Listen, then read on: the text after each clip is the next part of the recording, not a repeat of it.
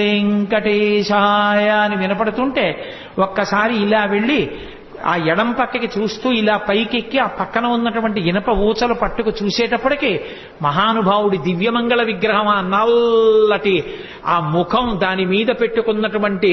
నవరత్నాలతో వజ్రవైఢూర్యాలు పొదిగిన పెద్ద కిరీటం దాని మించి ఉన్న తోమాల మాత్రమే కనబడితే రెండు చేతులెత్తి గోవిందా